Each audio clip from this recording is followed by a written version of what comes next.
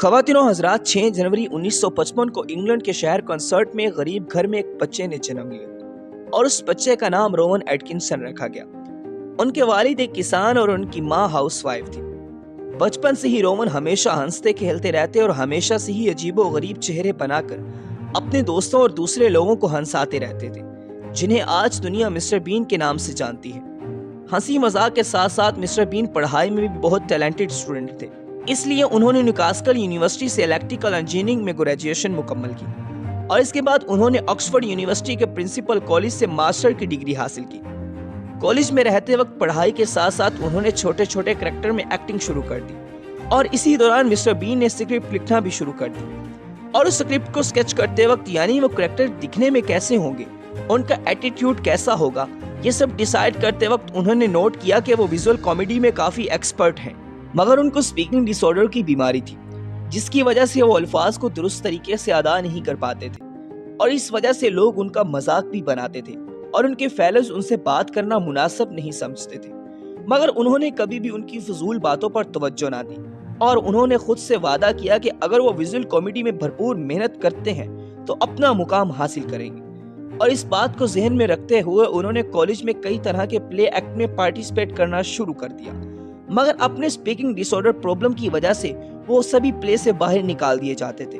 मगर इसके बावजूद उन्होंने हिम्मत ना हारी और कई तरह के टीवी शोज में पार्टिसिपेट करने के लिए अप्लाई करना शुरू कर दिया, मगर अपने स्पीकिंग डिसऑर्डर प्रॉब्लम की वजह से वो सारे टीवी शोज से रिजेक्टेड कर दिए गए। मेंटली डिप्रेस्ड होने के बावजूद उन्होंने अपने टैलेंट के ऊपर से कभी भी भरोसा नहीं खोया और वो फिर अकेले ही अपनी प्रॉब्लम का हल निकालने की कोशिश करने लगे। मिस्टर बीन के जुनून ने उसको चैन से बैठने ना दिया और इंतहाई परेशान होने के बावजूद मिस्टर बीन ने फिर से अप्लाई करना शुरू कर दिया, लेकिन अब की बार उसको अच्छा फेस और अच्छी बॉडी ना होने की वजह से फिर से रिजेक्ट कर दिया गया। ऐसे में कोई ऑर्डिनरी इंसान होता तो यही सोचता कि पागल हो, एक तो स्पीकिंग डिसऑर्डर और ऊपर से दिखने में भी ऐसे, क्या जरूरत है फिल्मी दुनिया में आने की, इंजीनियरिंग मास्टर डिग्री पास मौजूद है, कोई अच्छी सी जॉब मिल जाएगी। लेकिन रोवन एटकिंसन कोई ऑर्डिनरी इंसान नहीं थे, बल्कि वो एक्स्ट्रा ऑर्डिनरी इंसान थे और ये बात भले दुनिया को मालूम नहीं थी, मगर वो खुद बाखूबी जानते थे और इसलिए वो अपने पैशन को फॉलो करने से कभी भी पीछे नहीं हटे और उनको ये बात बड़े अच्छे से समझ आ गई थी कि इसके बाद भी उन्हें स्पीकिंग डिसऑर्डर की वजह से सारे टीवी शो से रिजेक्ट होना पड़ेगा। इसलिए उन्होंने दिमाग लगाना शुरू कर दिया कि कैसे वो अपने लाइफ के सबसे बड़े प्रॉब्लम को सबसे बड़ी अपॉर्चुनिटी में बदल सकते हैं और ठीक इसी तरह तैयार हुआ मिस्टर बीन कैरेक्टर। एक मरतबा ऑक्सफोर्ड यूनिवर्सिटी में उनके साथ रिचर्ड कर्टिस और रेबन रेस्कल की मुलाकात हुई। उन्होंने मिलकर मिस्टर बीन टीवी शो बनाने का प्लान किया और नाजरीन, मिस्टर बीन के कैरेक्टर का नाम पहले मिस्टर वाइट रखा गया, मगर बाद में मिस्टर बीन कर दिया गया।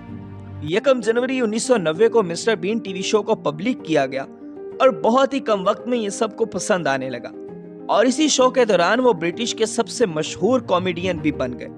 1994 में मिस्टर बीन ने एक हिट फिल्म फॉरवर्डिंग में काम किया, जिससे उनको बहुत ज्यादा शोहरत मिली। डिज्नी की फिल्म द लायन किंग में उन्होंने जाजो नामी चिड़िया के लिए खुद की आवाज दी। 1995 से 2003 के दौरान उन्होंने Red Race, Johnny English, Scooby Doo जैसी बहुत सी मशहूर फिल्मों में बतौर एक्टर काम किया और हर फिल्म ने शोहरत के अंबार लगा दी। जिसके बाद 2005 में उन्होंने क्राइम कॉमेडी फिल्म कीपिंग मम में भी काम किया और इस फिल्म में उनके साथ ब्रिटिश के मशहूर एक्टर नील जॉनसन और रिचर्ड रसो ने भी किरदार अदा किया।